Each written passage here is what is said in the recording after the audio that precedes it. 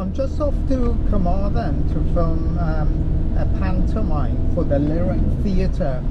Normally it's the theatre companies that book me, but this time the actual theatres book me because they want digital footage. They won't be able to use it for, I presume, show reels in the future. So the panto is Jack and a Beanstalk, and I'm actually really looking forward to it because a friend of mine, Chantal, is playing the lead in it. Last time I saw Chantal was when she was playing Les Mis, and I've known her for years, since she was a little girl. She's always been in dance schools, theatre companies, and now she's a professional actress. She went to London and basically did her qualification there, and now she's performing literally all over the country. When she played Les Mis, so what Chantal played was the role of the little girl that the lead man adopted to look after because her mum passed away. You know, she had a hard life, and so left an orphan child, and he took her and basically brought her up as his own daughter. Chantal played that role, and honestly she was so powerful. Even as a little girl, I was sobbing my eyes out. I was crying so much I could not see the back of the camera. It's 27th of December. Oh god, I don't know if you saw that, but the lid was literally open. A car would have hit it. It's 27th of December, so we just had Christmas. Even though the whole family came down, I tend not to have much of a Christmas because one of my busiest times is during Christmas time. So everyone's got shows, everyone's trying to get things done, and while everybody was downstairs, you know, opening presents, I was upstairs editing. So anyway, yeah, it's 27th of December. I'm just off to the Lyric Theatre. Lyric is actually, for those of you who don't know, it's in the heart of Carmarthen centre basically, and it's a very traditional theatre. It was built in, I think it was built in 1800, 1850, something like that. I remember reading something about it. It's got about 650 seats, and it's on 3 levels. So you got stalls, and then you got the balcony, which is got a few seats, and then you got the sort of circle. Is it a circle? And then balcony, or balcony and then circle? Anyway, and then you got 3rd level where it's got a lot more seats again. So it's 3 levels, which is beautiful. It's genuinely such a beautiful theatre. But oh, I just realized something. But the problem is, as with any old theatre, is haunted. It's supposed to be haunted. And yeah, I mean, I've asked, you do sense there are things that happen there. So there are people saying on CCTV they've seen doors open by themselves. They've got automatic doors. They open by themselves and close by themselves. Nobody walks through. And you do, every time, especially when you're going up the stairs, you feel there's a presence there. So it's the same with Grand Theatre in Swansea as with any traditional theatre. I think because the reason is there's so much emotion on stage, and the emotion and the people that perform, they love performing, and that lingers. That energy never dies. Basically, when people die, it lingers. That's why I keep saying I'm sure I'm going to be one of those people. pouring down with rain. First time, what I've tried to do is put GoPro in rain on the outside of the car. Normally I only do it in summer because it's beautiful, you can see everything. But what I've had to do, because it's a long journey, the battery on the GoPro doesn't last, as most of you know, so you have to use the USB cable and connect it to a USB inside the car. But the problem is, when you connect it to a USB cable, it's susceptible to rain because water can get in and you get water damage and all sorts of things. So what I've had to do is put lots of tape, gaffer tape, all over the GoPro, that especially around the USB cable where it fits into the GoPro. Hopefully it says that should keep it quite watertight. Talking of GoPros, I know there are a lot of videographers, or claim to be videographers, who film shows, and they have a main camera or one or two main cameras, proper filming cameras, and then loads of GoPros all over the rest of the theatre to film the stage. I have no idea how they manage to do that, because GoPros, I find, are highly, as you know, you could Google it for yourself and watch the YouTubes on it. They're very unreliable. GoPro 11, which I'm filming here now, is far more reliable than the GoPro 8 that's on the outside of the car. The GoPro 8 just switches itself off, and I don't think it's to do with overheating or anything. I mean, overheating does play a huge part in it, but it just switches itself off. That's it. So I have no idea. And you know, if you think about it, it's outside the car, it's getting lots of air, so I genuinely have no idea how people use it as a reliable way of filming shows, because you miss so much, especially when it's in theatre with no air movement and it's really hot in there. I brought my anamorphic lenses, and for those who don't know what anamorphic lens is, it basically, you know, when you watch a movie, you've got black bars at the top and the bottom. That's what an anamorphic lens does. So it stretches the scene, is much wider than the actual normal lens that you use for filming. So, and it's so sharp, it is unbelievable. And you get the light streak when you catch a light in just the right way. It's beautiful. December is always crazy busy. One of the reasons is a lot of the primary schools who have Christmas carols and Christmas shows, and don't get me wrong, I love them, I adore these shows, and it's the children that make Christmas what it is. But when I have to film the shows and turn it around before Christmas, before they close for Christmas, so literally in a day, I have to quite often film a show. A day or two later, I have to give all the DVDs out. It puts a lot of pressure on me to, you know, stay up all night editing, and it also means preparation, because I have to send off the DVD covers to be printed. I have to order the discs, I have to order the cases, everything in advance. So when I finish editing, it's just a matter of putting it in the case and take it down to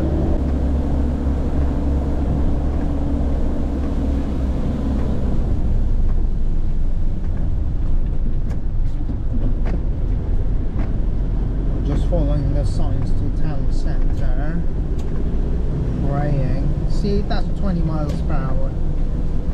That's what I was saying about the speed limit changing.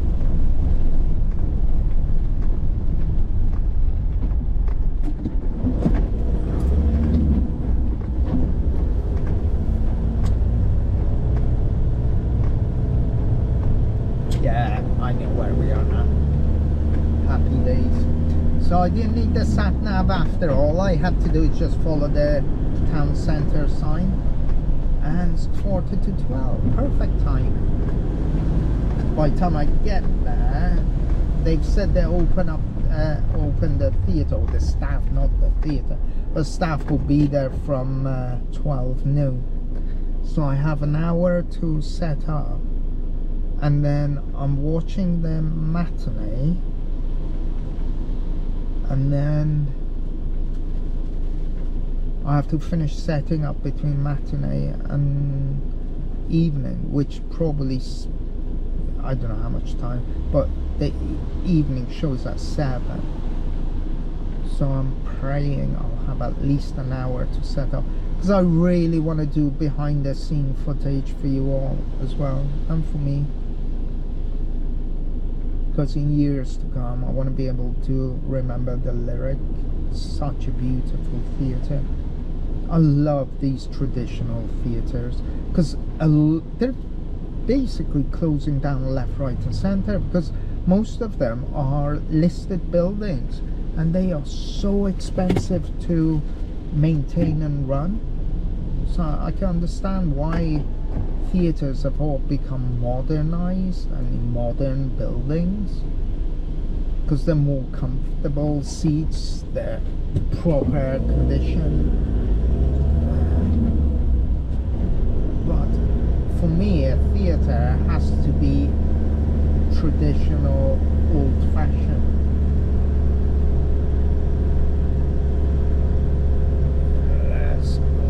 One of the things I'll show you in a minute I love about the road that the lyric is on is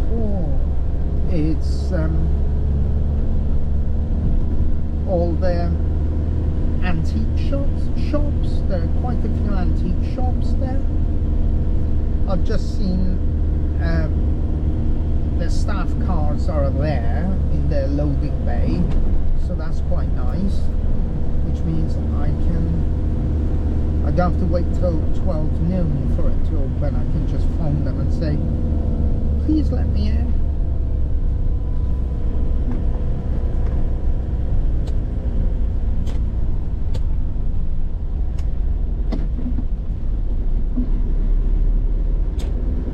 So this road is such a beautiful road. It's like a pedestrian road, but cars can go in there.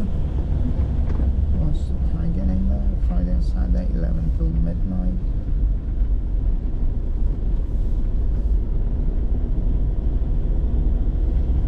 Just praying I can park outside. But as you can see, it's such a beautiful village. Like at night, all these Christmas lights be on.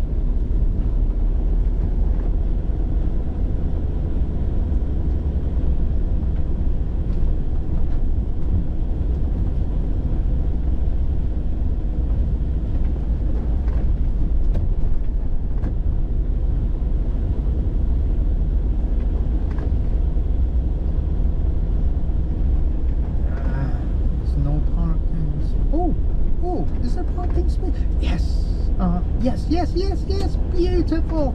Oh, perfect. Couldn't have planned it better.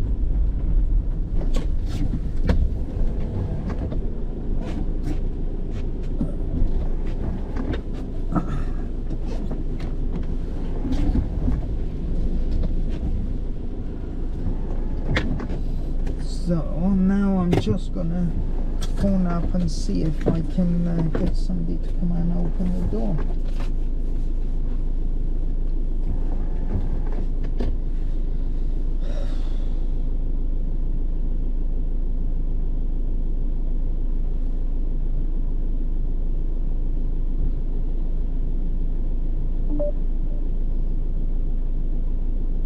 I hope I've got signal.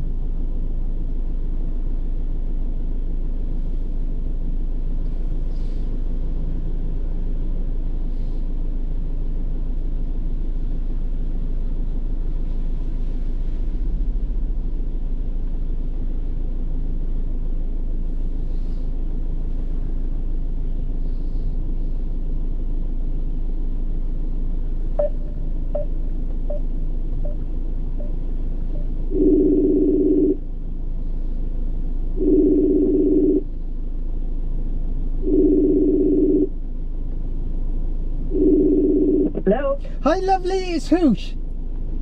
Hi, who's okay? Are you in the theatre by any chance? Yes, we're here. Oh, amazing. Can I come in? I'm on the front door. Yes. Thank you. Bye. Yeah, of course. Bye. Cheers.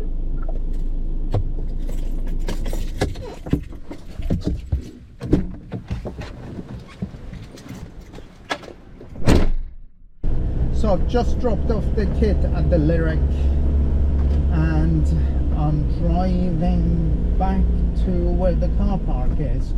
Then park there and then walk back to the theatre and start setting up. They're so nice in this theatre. It's Theatre Cigar. It's just all of them, whether it's this or the Furnace, they're all of them just so lovely.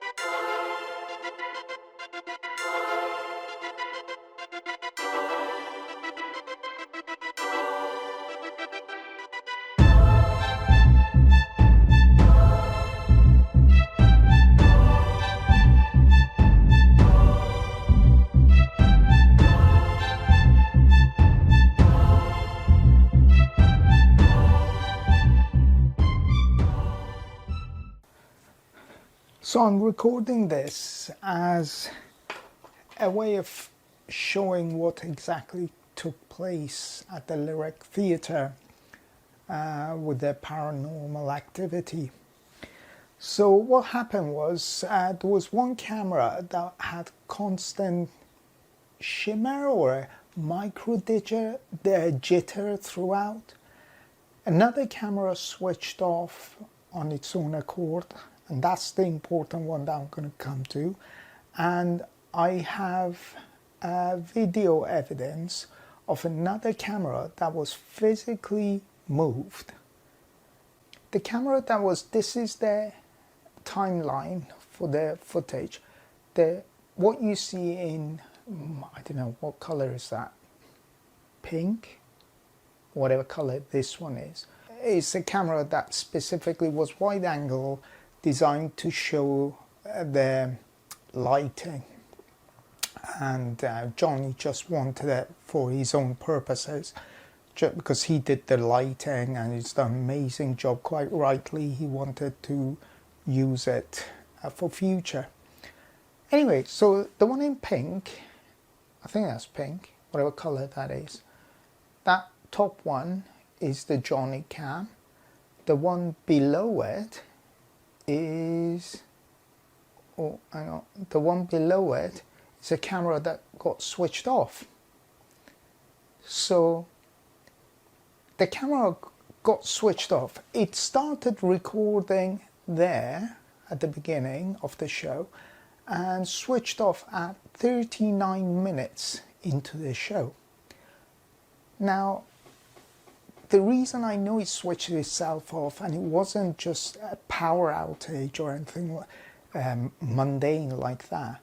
These cameras, if there's a power outage, and it's happened to me a lot, when something fails, like the mains power, there's an outage on the mains power, or a battery fails. I mean, luckily I've got so many cameras filming shows that it makes no difference. Anyway, this one, as you can see, when I noticed at 44 minutes into the show, I noticed that this camera was actually right next to me.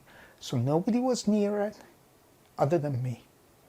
And something has pressed or stopped the recording at 39 minutes and then switched the power off. There is no other way to explain why the footage is there otherwise, because I would have lost this footage. Had I forgotten to switch the camera on, this footage here from the beginning to the 39 minutes would not have been there. Had there been a power loss, an innocent power loss, this footage would not be there. The only way you can recover this footage if there was a casual power loss is if you use specialized software. But I didn't. The footage is there. So 39 minutes, the power got switched off. At 44 minutes into the show, I realized the camera is off. So I switched it back on and pressed record, thinking I'll work out what happened later. And then if we look at what took place after that, 2 minutes after that, let's go to 46.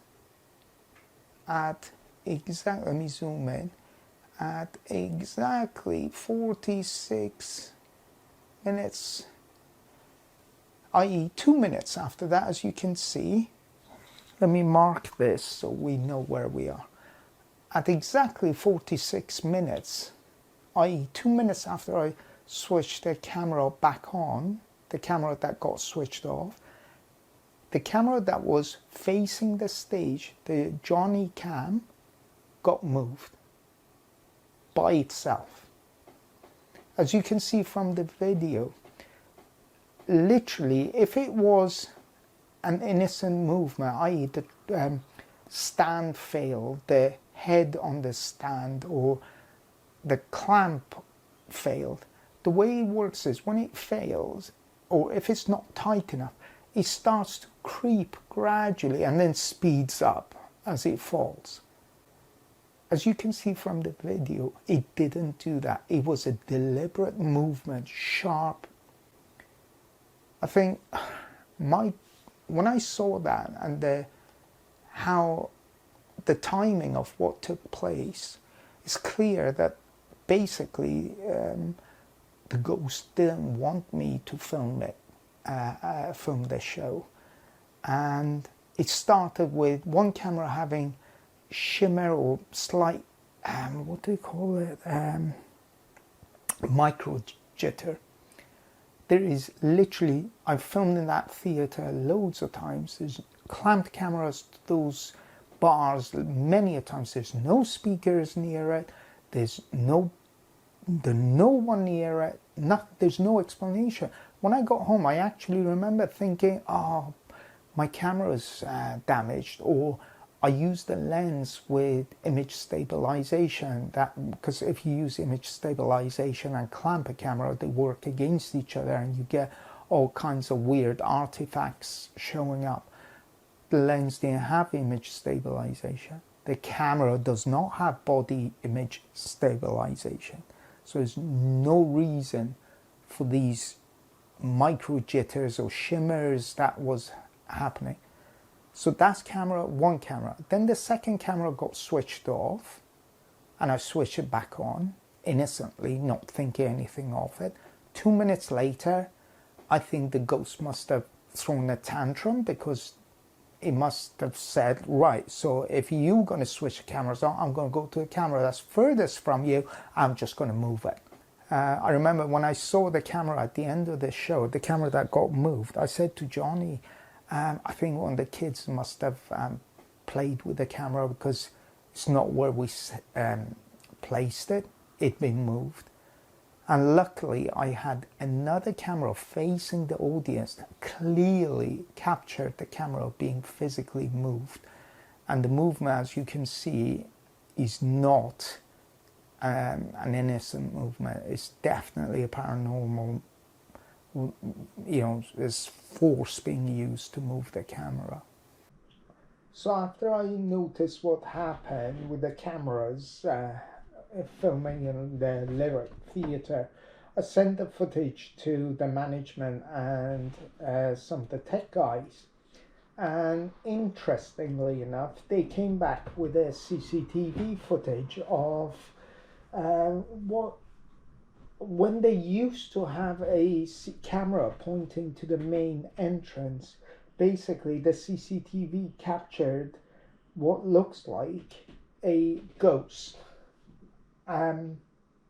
just standing between the two doors. So for those of you who've not been to the Lyric Theatre, there are two sets of doors. One that's facing the street, and then you go through that door, and then there's another set of door that brings you into the box office and the main theatre.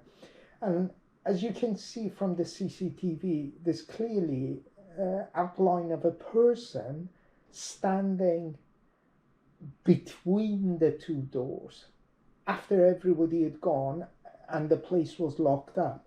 So there's no way a human being could have got between the two sets of doors. So that was quite interesting. But speaking with all the tech guys, they say there are a number of ghosts very active at the Lyric Theatre. Quite often they put keys down, keys go missing. Apparently there's a ghost at stage right, which makes it interesting because the camera that was facing the center, wide angle camera that got moved by the ghost, it moved towards stage left. It was almost like whatever was happening on stage right, the ghost didn't want it to be captured. It objected to that. So yeah, that was quite interesting. But as you can see from the footage, there's clearly outline of a human being standing between the two doors after everyone's locked up and gone home.